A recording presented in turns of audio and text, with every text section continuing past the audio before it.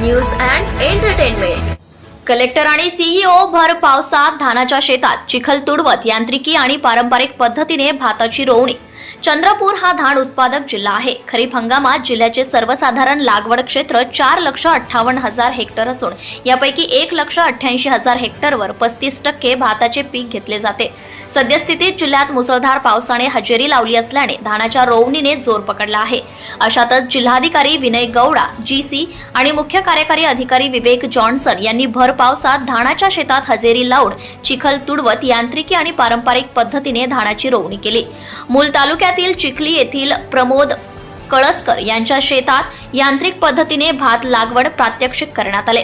यावेळी जिल्हाधिकारी विनय गौडा, मुख्य कार्यकारी अधिकारी विवेक जॉन्सन, मूलचे उपविभागीय अधिकारी विशाल कुमार मेश्राम, जिल्हा अधीक्षक कृषी अधिकारी शंकर तोटावार व इतर अधिकारी प्रत्यक्ष बांधामध्ये उतरले। यावेळी त्यांनी स्वतः रोवणी यंत्र हाताळून यांत्रिक पद्धतीने तसेच पारंपरिक पद्धतीने भात रोवणी केली। यावेळी जिल्हाधिकाऱ्यांनी यांत्रिकी पद्धतीने भाताची रोवणी कशी करतात याबद्दल तसेच यांत्रिक पद्धतीने तयार केलेले भात रोपाचे केक तयार करण्याची पद्धत जाणून घेतली। पारंपरिक पद्धतीने भात लागवड केली तर प्रति एकर 4 ते 4.5 रुपये रोवणीचा खर्च येतो। मात्र यांत्रिकी पद्धतीने रोवणी केली तर एका दिवसात 2 एकर रोवणी करता येते व एका एकराला जास्तीत जास्त 1,000 रुपये खर्च येतो। त्यामुळे मजुरीची बचत होते आणि खर्च कमी होऊन उत्पादनात वाढ होते। भात रोवणी यंत्राची किंमत 4 लाख रुपये असून शेतकऱ्यांना 50% अनुदानावर उपलब्ध आहे।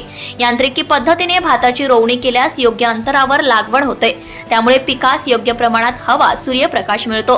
परिणामी भाताचे फुटवे जास्त येतात, बियाणे कमी लागते व उत्पादनात वाढ होते।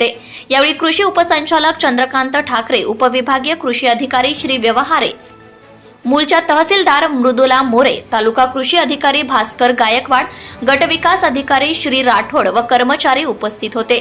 सह्याद्रीचा राखणदार करिता रोहित कांबळे, मूल।